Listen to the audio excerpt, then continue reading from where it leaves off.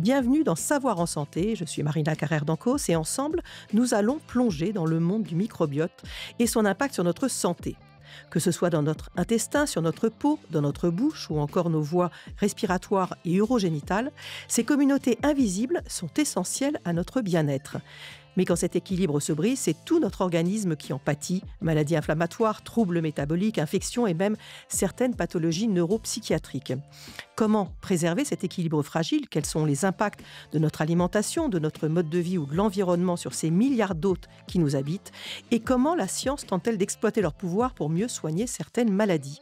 Ce podcast, porté par la Fondation de l'Académie de médecine, s'inscrit dans un cycle de 5 épisodes où nous explorerons ensemble les différentes facettes du microbiote et son influence sur notre santé à travers des échanges avec des chercheurs, médecins et experts du microbiote.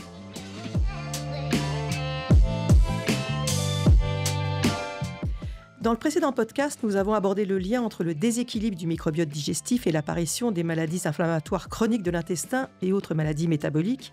Mais il n'y a pas que ces maladies qui sont concernées. Que savons-nous aujourd'hui du lien entre des déséquilibres de ce microbiote et le développement de maladies extradigestives, comme certains cancers, certains troubles de la santé mentale, comme l'autisme ? L'objectif de ce podcast est de mieux comprendre comment ces déséquilibres, appelés dysbioses, peuvent contribuer à l'apparition et à la progression de ces affections. Les pistes de recherche actuelles pour établir un équilibre bénéfiques pour la santé seront également abordées et on en parle avec le professeur Catherine Barthélémy et le professeur Laurence Zidvogel. Bonjour à toutes les deux.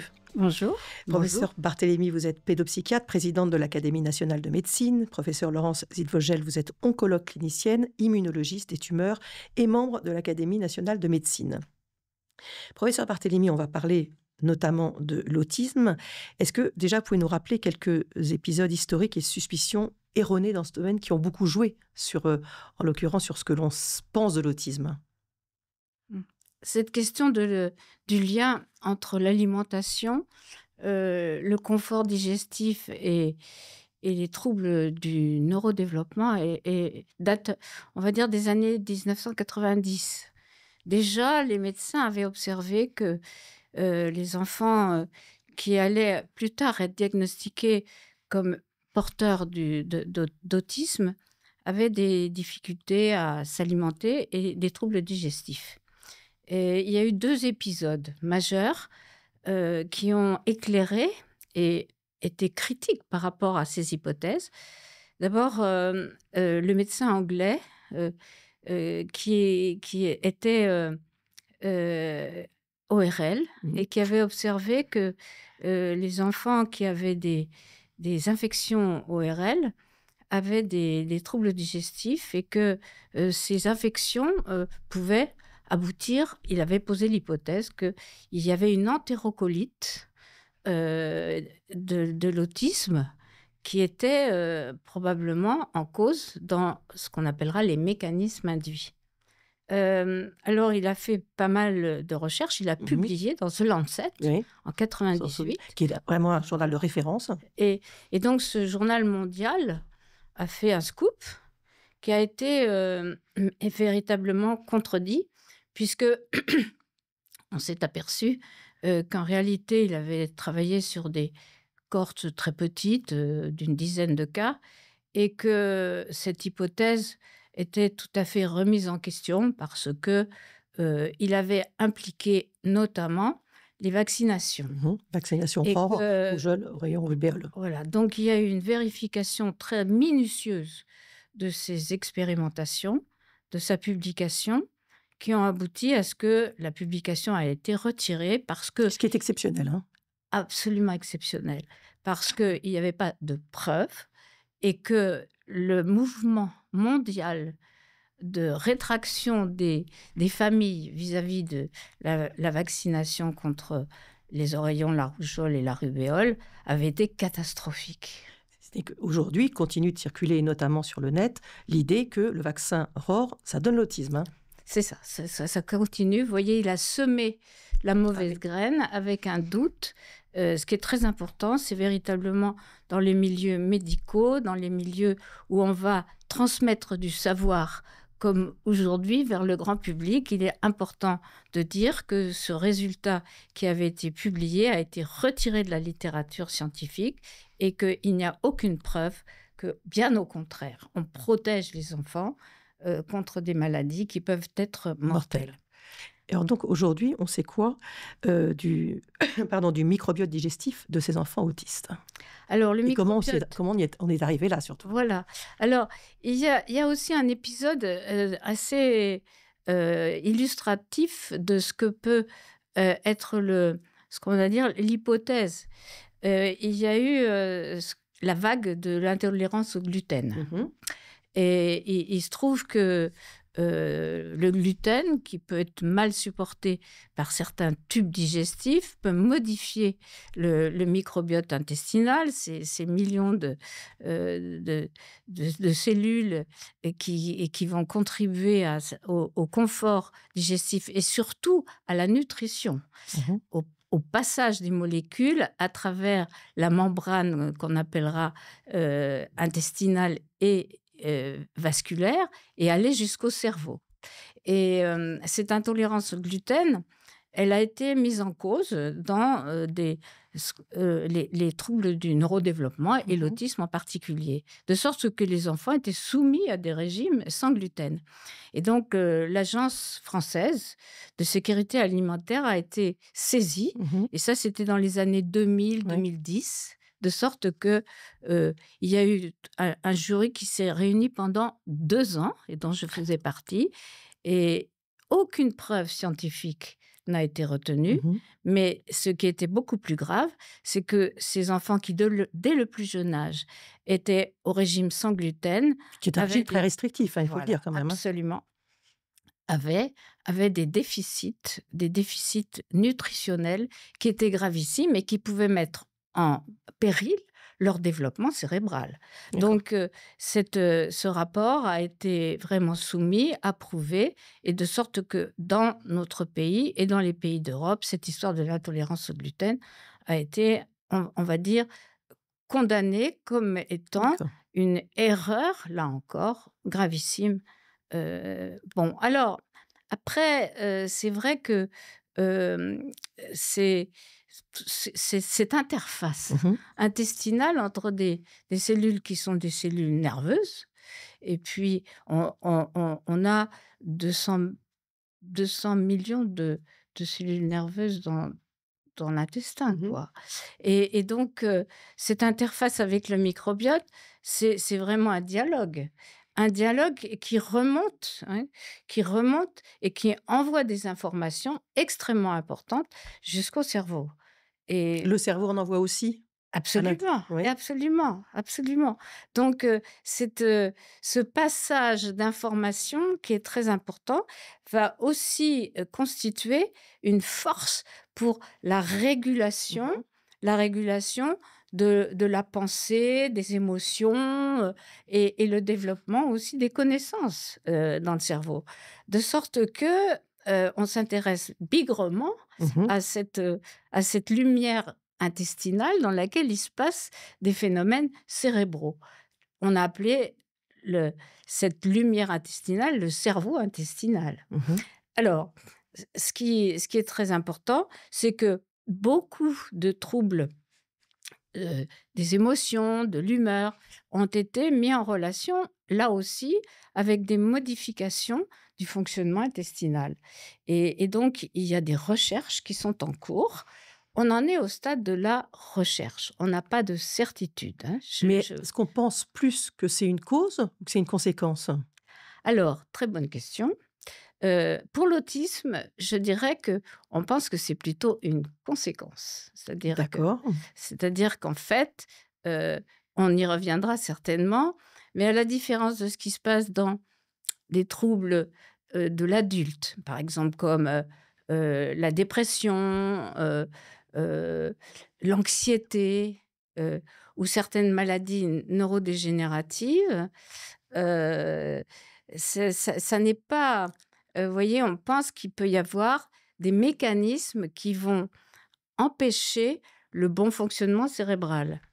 Dans l'autisme, heu, la réflexion est tout autre et les observations sont tout autres. C'est-à-dire que si on met la flèche du côté, est-ce que c'est l'intestin Mmh mh. qui déclenche le trouble du comportement, ou est-ce que c'est le comportement qui déclenche le trouble intestinal, c'est la deuxième solution. C'est-à-dire que les enfants autistes, et si vous le voulez, je pourrais le décrire de manière plus détaillée.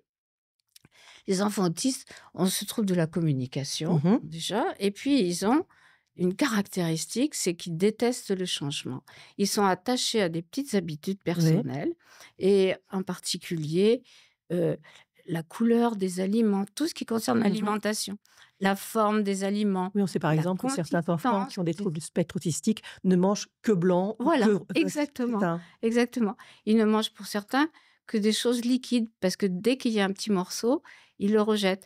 Et ces particularités, tout spécialement rigides, hein, chez cette sorte de rigidité et d'empêcher de manger de manière qu'on appellera ordinaire, Mhm. ça peut avoir et ça rend, l'alimentation très sélectionnée, et c'est une torture pour les parents parce que les Mhm. parents n'arrivent pas à diversifier Bien sûr. l'alimentation. Vers les 2 ans et demi, c'est le moment où l'autisme se déclare aussi et est maintenant diagnostiqué. Les troubles alimentaires font partie de la D'accord. sémiologie. Ce qu'on ne savait pas effectivement à une certaine époque. Est-ce que ce que vous dites de cause ou de conséquence, ça veut dire que si on modifie notre microbiote, par exemple, en modifiant l'alimentation, on n'aura pas un gros impact sur l'autisme? Qu'est-ce qu'on a déjà observé? Alors, à ce stade de la recherche, on n'en est pas là. Bien sûr, hein, qu'il y a des recherches qu'on appellera précliniques, en particulier sur des modèles animaux ou sur des préparations, vous voyez, où on met de la membrane, heu, de la membrane intestinale, et on modifie l'environnement de la membrane intestinale avec des cultures cellulaires de neurones. Vous voyez, on est très en amont Mhm. de l'organisme et de ce qu'on appelle la recherche clinique, mais on sait que véritablement des signaux qui sont liés à la modification de l'espace, cellulaire et du microbiote peuvent influencer le développement des neurones. Et donc, on commence à proposer éventuellement des modèles alimentaires ou de consommation de probiotiques ou des choses comme ça? Alors, il y a eu des tentatives, hein, bien sûr, et il y a beaucoup de travaux qui ont été publiés récemment. Vous voyez, j'ai revu, hein, avant notre entretien. Vous voyez, il y a une revue récente qui a été publiée, l'année passée, en fin d'année passée, qui regroupe plus de 200 publications dans le monde entier, et c'est sûr que, hem, on sait que peut-être pour aider l'enfant, à être mieux dans son corps et dans sa relation sociale, si on parle des enfants avec Mhm. autisme, eh bien, le fait de manger avec les autres à la cantine, et cetera. Donc, on peut imaginer que s'il y a une Mhm. supplémentation et que on modifie le microbiote, ça sera plus facile pour lui de manger certains aliments. Voilà. Mais la littérature, et là aussi, c'est un message très, très important dans ce domaine. Si elle est riche, elle n'est pas encore au niveau de la preuve. D'accord. La méthodologie des études, qui sont des études très difficiles, elle est critiquable. Il y a pas Les populations étudiées sont pas assez, représentatives d'une tranche d'âge et de tranches d'âge particulières. Il y a pas assez d'enfants qui sont inclus. Heu, les méthodes pour, on va dire, modifier ou transformer l'alimentation ne sont pas suffisamment répliquées, D'accord, ouais. heu, Pour avoir des preuves, dans les différents pays, vous voyez? Donc la preuve n'est pas faite. Mais c'est extrêmement mmh intéressant de voir comment, déjà, il y a un impact. C'est-à-dire qu'on sait très bien que, par exemple, l'allaitement. Mmh. Heu, L'allaitement va avoir une importance majeure dans la constitution d'un Bien microbiote, sûr. qui soit un microbiote, on L'allaitement va dire, naturel, vous voulez dire, l'allaitement vraiment? naturel, l'allaitement maternel. Donc ça a eu des conséquences majeures Mmh. sur, on va dire, le l'aide, le soutien à l'allaitement maternel, pendant les premiers mois de la vie et si possible jusqu'à 6 mois, mais enfin, déjà pour les 3 premiers mois. L'autre impact que ça a eu, ces recherches, vous voyez, c'est que on est très attentif au fait que les parents soient soutenus dans une alimentation qui soit variée et qui soit compatible avec les petites habitudes de l'enfant autiste. Mmh. C'est-à-dire que plutôt que de condamner les parents, vous savez, dans l'autisme, les parents Ouais. prennent cher, hein, Et les mères notamment, les mères qui ont pris très notamment, cher, au lieu de dire, voilà, c'est de votre faute si ça va c'est pas, ça? parce que elle est en bagarre avec son enfant pour, lui faire manger des choses de couleurs différentes, et cetera, Mmh. et cetera. C'est le soutien à l'alimentation, le soutien des mamans et des parents à Ça, l'alimentation. c'est quand même une nouvelle façon de de voir les choses et d'aider les mères.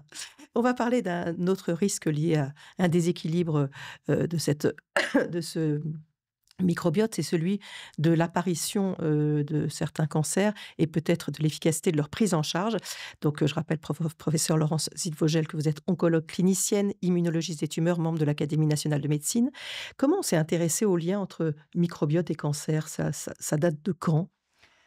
C'est une très bonne question. C'est relativement récent. Ça date de 2010, Mmh. lorsque notre laboratoire a fait la première expérience en préclinique chez l'animal porteur de tumeurs, montrant que, en effet, lorsque on s'intéresse à la chimiothérapie qui est la plus immunogène, c'est-à-dire la plus capable de ressusciter le système immunitaire tout en éliminant les cellules tumorales, Qui sont les plus récentes, hein, de ces chimiothérapies, hein. C'est vraiment des médicaments qu'on utilise maintenant depuis quelques années et qui révèlent leur, intérêt. Oui, donc le cyclophosphamide, pour ne citer que cet exemple, est contrôlé par les antibiotiques. C'est-à-dire qu'on a montré qu'une drogue antitumorale ne fonctionnait plus chez l'animal lorsque cet animal avait été prétraité par des antibiotiques à large spectre. Mmh.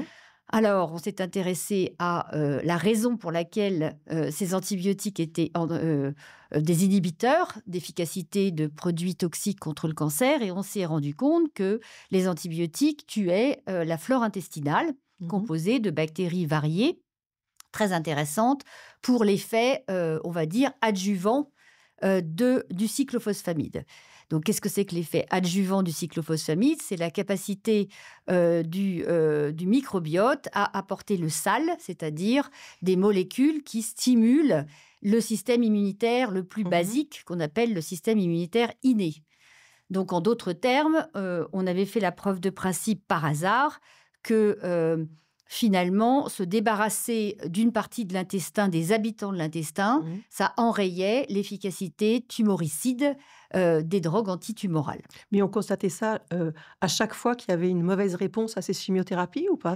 Alors, c'était, des manips qui avaient été faites chez l'animal, Mmh. et lorsque la première, analyse rétrospective chez l'homme, donc chez les patients porteurs de cancer, a été faite dans mon laboratoire en 2017, Mmh. donc 5 ans plus tard, on a pu mettre en évidence cette fois-ci dans une série de patients traités par immunothérapie, donc les fameux anticorps qui stimulent le système lymphocytaire pour tuer les cellules tumorales, que la prise d'antibiotiques précédant l'immunothérapie enrayait l'efficacité de cette dite immunothérapie.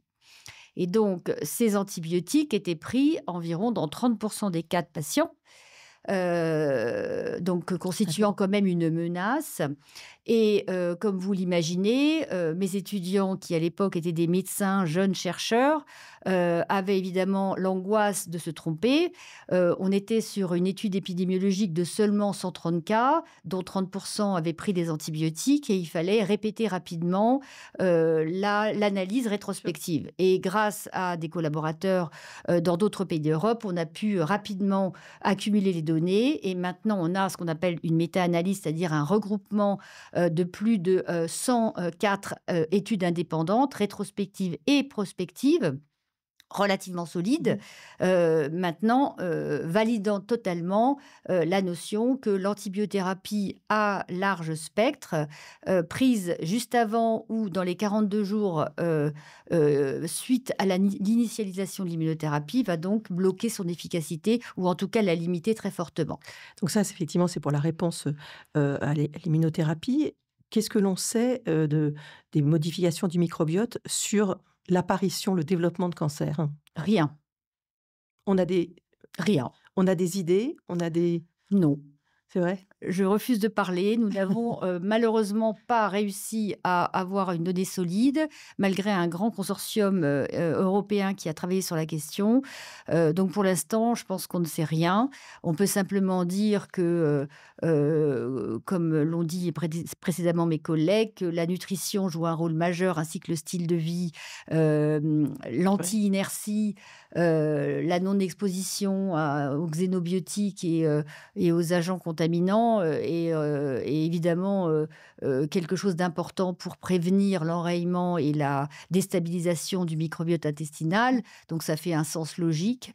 Maintenant, on ne sait pas si le dérèglement du microbiote sans intervention ou interaction avec les facteurs confondants qui ont été nommés par mes collègues, c'est-à-dire la géographie, l'éthique, enfin l'ethnicité, les facteurs psychologiques et le stress du travail va enrayer en fait l'efficacité de l'immunité, du métabolisme et donc par conséquent faciliter l'émergence des cancers. On ne sait pas. Mais on peut effectivement penser qu'il y a quelque chose de fort. On a analysé parfois, sur des larges populations, le microbiote chez des patients qui développent un cancer? Non, puisque sinon je vous aurais répondu oui à la précédente question. Et c'est des travaux qui vont être menés? Oui, c'est des travaux qui vont être menés, mais qui nécessitent encore une bonne quinzaine d'années, car il est très difficile de prospectivement collecter les fesses des patients qui sont assez réfractaires, en fait, pour une raison que je ne m'explique pas. Il est beaucoup plus facile de faire une prise de sang que de demander à quelqu'un de nous confier son produit naturel. Ben ça, en même temps, ça explique un peu que le dépistage du cancer du côlon est assez peu développé, parce qu'effectivement, c'est un vrai problème. Dans les traitements des cancers, du coup, est-ce qu'on réfléchit à une façon de faire qui permettrait d'augmenter l'efficacité des traitements? Oui, tout à fait. Donc, au contraire de la première question, nous avons maintenant accumulé de nombreuses données suggérant très fortement, peut-être pas de façon aussi robuste qu'on le voudrait, mais suggérant fortement que une déviation de la composition normale de la flore intestinale n'est pas salutaire et ne met pas toutes les chances du côté du patient. Donc, ceci a été mis en évidence par plusieurs méthodes, comme je le disais tout à l'heure, les antibiotiques, qui n'aident pas. Deuxièmement, la composition par génétique. On prend le produit naturel du patient, on fait une génétique complexe et on arrive à lister des bonnes et des mauvaises bactéries. Quand je dis bonnes et mauvaises, je suis en référence à leur capacité de stimuler le système immunitaire par opposition à leur capacité à tolériser, c'est-à-dire à rester très calme pour limiter l'inflammation. Donc, ces deux types de bactéries, maintenant, peuvent être calculés et donner un ratio. Et on arrive à évaluer si ce ratio est plutôt pro-immunitaire ou plutôt calme. Et dans ces deux configurations, nous arrivons à prédire si le patient va plutôt répondre très favorablement ou au contraire ne va pas être aidé par son microbiote. On a également ce qu'on appelle un proxy, c'est-à-dire une façon indirecte et plus rapide qui ne nécessite pas la prise des selles des patients, mais directement une prise de sang, ce que préfèrent en général les individus. Et il y a des marqueurs solubles dans le sang qui circulent, qui nous permettent de distinguer si la barrière intestinale est en forme, et donc le microbiote plutôt sympathique, ou si au contraire, on est dans une version plutôt tolérogène et anti-efficacité de l'immunothérapie. Et est-ce qu'il pourrait être intéressant, par exemple, de modifier l'alimentation des patients avant de prévoir un tel traitement? C'est une très bonne question. On aimerait y venir. On a commencé à envisager ce type de manœuvre. Alors, peut-être, je fais une petite parenthèse, sauf si Marina, vous préférez me poser la question ultérieurement. Non, non, allez-y, je vous en Mais prie.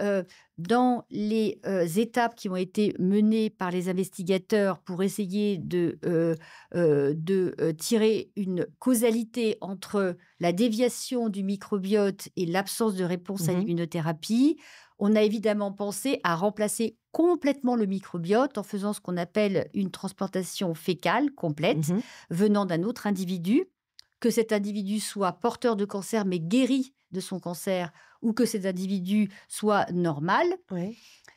Et on a pu montrer que, en effet, le remplacement complet de cette flore était systématiquement associé à une amélioration de l'effet antitumoral des immunothérapies chez des patients qui étaient complètement dysbiotiques, c'est-à-dire déviés au niveau de leur microbiote initialement. Alors, ceci a été validé, on va dire, dans 4 études indépendantes Mhm. publiées, qui ne sont des petites études. Donc, beaucoup de mes collaborateurs sont encore sceptiques. D'accord. Moi, évidemment, je travaille sur la question, donc je suis un peu plus biaisée. Mais il y a quand même des études de randomisées, c'est-à-dire on tire au sort les patients entre changement de la flore versus non-changement de la Mhm. flore. Et ces études randomisées, bien que petites, ont démontré que le bras qui recevait un changement de flore bénéficiait d'une meilleure de survie sans progression de sa maladie par opposition au bras contrôle. Ah, c'est très important. Voilà, donc je pense que c'est très encourageant. Ça nécessite maintenant de faire 2 choses, d'avoir évidemment un test diagnostique nous permettant de changer la flore que chez les individus qui ont une flore déviée Oui. et pas chez ceux qui Bien ont une sûr. flore normale. Sinon, on risquerait de faire l'effet L'effet inverse. inverse. Donc, ce qu'on appelle une stratification préalable est nécessaire. Et la deuxième chose qui va être importante, c'est d'avoir un changement de flore qui soit, comment dirais-je, pérenne, c'est-à-dire qu'on puisse avoir accès aux produits de façon stable sur le long terme. Et donc, il faut suffisamment de donneurs et de donneurs qui donnent régulièrement, ce qui est un peu compliqué, il faut bien dire aujourd'hui. Exactement. On parle de transplantation fécale. Est-ce qu'on a étudié ou pensé effectivement à faire ce geste chez des enfants autistes? Bien sûr, il y a eu quelques initiatives non conclusives. Ça n'a pas du tout amélioré? Pas de manière durable, en tout cas. On modifiait effectivement en interne, hein, mais l'environnement intestinal, mais ça n'a pas fait la preuve là aussi sur des études de taille suffisante et qui soient réplicables dans différents pays du monde. On évoquait tout à l'heure, vous évoquiez les maladies neurodégénératives. Qu'est-ce que l'on sait du lien aujourd'hui entre microbiote et ces pathologies? Alors, comme pour tout le neurodéveloppement, hein, parce qu'en fait, le neurodéveloppement, il commence bien avant la naissance, oui. hein, et bien après, jusqu'au grand âge, on est né dans une perspective qui est véritablement vie entière. Et on va dire que ces dernières années, cette conception neurodéveloppementale de la vie a permis à des communautés qui s'intéressent au fonctionnement cérébral Mmh. dans toutes ses dimensions de se parler. Et ce qui a été, on va dire, promu et non encore vérifié pour le neurodéveloppement précoce aboutit évidemment à ce que, dans les maladies neurodégénératives qui concernent les personnes, plus âgées, mais pas Mmh. seulement très âgées, la question du microbiote, s'est posée. Donc moi, je dirais que à ce jour, il y a, des études et en particulier, en France, hein, dans nos instituts de neurosciences et dans tout ce qui concerne les recherches en neurosciences en France, en Europe et dans le monde entier, mais dans notre pays, il y a des hypothèses Mmh. qui sont en cours sur la survenue, en particulier de maladies neurodégénératives comme la maladie d'Alzheimer Mmh. et la maladie de Parkinson, Parkinson, qui sont des maladies fréquentes. qui sont Et donc, très fréquentes. si on découvrait effectivement un lien pertinent, on pourrait avoir un moyen d'action. Absolument. On sait maintenant, hein, des études sur des cohortes en particulier, vous voyez, d'agriculteurs, hein, dans certaines régions, qui épandaient véritablement beaucoup de toxiques, hein, Mmh. pour protéger leur culture, qu'il y a un lien entre la survenue de la maladie de Parkinson en Oui. particulier et les pesticides. Mmh. Donc on peut imaginer en effet que, ces pesticides modifient la flore intestinale et cetera et que Bien sûr. le rôle de la flore intestinale peut avoir, peut être vérifié. En tout cas, là, il est suspecté mais pas encore vérifié. Et dans le domaine, de la cancérologie, vous pensez qu'on va apprendre encore beaucoup de choses sur, cet intérêt de mieux connaître le microbiote? On apprend toujours beaucoup de choses. Quand on cherche, on finit par trouver des choses et souvent des choses que l'on ne cherchait pas. C'est ce qu'on appelle une découverte et je pense qu'en effet, on a 2 tiers de matière, non connue. 1 tiers a été vraiment complètement séquencé, le reste, est en train d'être, par les méthodes maintenant de marche sur le génome, vraiment très approfondies et ces, progrès technologiques, on arrive à avancer dans une meilleure compréhension, des communications entre la barrière intestinale Mmh. et les autres tissus, du corps humain. Et on n'est pas étanche, contrairement à ce qu'on apprend dans les livres de médecine. Les barrières sont poreuses. On a de nombreuses barrières qui ne doivent pas être traversées.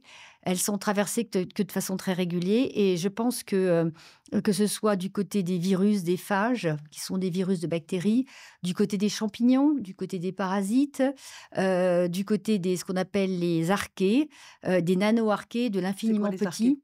Ce sont en fait, c'est des sous-types de bactéries qui sont, pas vraiment des virus, mais pas non plus complètement des prokaryotes classiques et qui sont, divergents dans la classification de l'infiniment, unicellulaire, en Mmh. fait. Et c'est très intéressant de voir que, il y a ce qu'on appelle des associations de bienfaiteurs ou de malfaiteurs. C'est-à-dire qu'on a, en fait, une levure, par exemple, qui va, s'associer à une bactérie, et la bactérie elle-même a une toute petite protrusion comme une bague qui est une, petite archée, qui a une nano-archée et en gros, on a, une petite communauté, D'accord.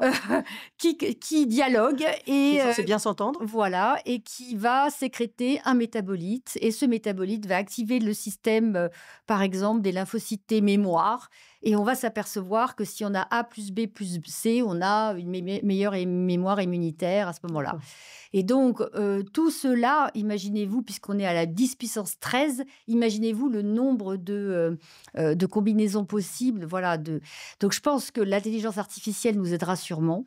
Mais pour faire de l'intelligence artificielle intelligemment, il faut d'abord de l'intelligence réelle, C'est ça. ce qu'on oublie de dire. Et pour faire de l'intelligence réelle, il faut accumuler des données sur des séries de patients, sur des séries d'animaux et pouvoir faire une vraie corrélation entre les éléments de la barrière, le système immunitaire de la barrière, le système immunitaire du sang circulant et le métabolisme du corps. Et à la fin, le cancer qui arrive en distal dans cet alignement. Ça permet effectivement de rappeler que c'est l'humain qui fournit les données à l'intelligence artificielle pour qu'elle soit intelligente.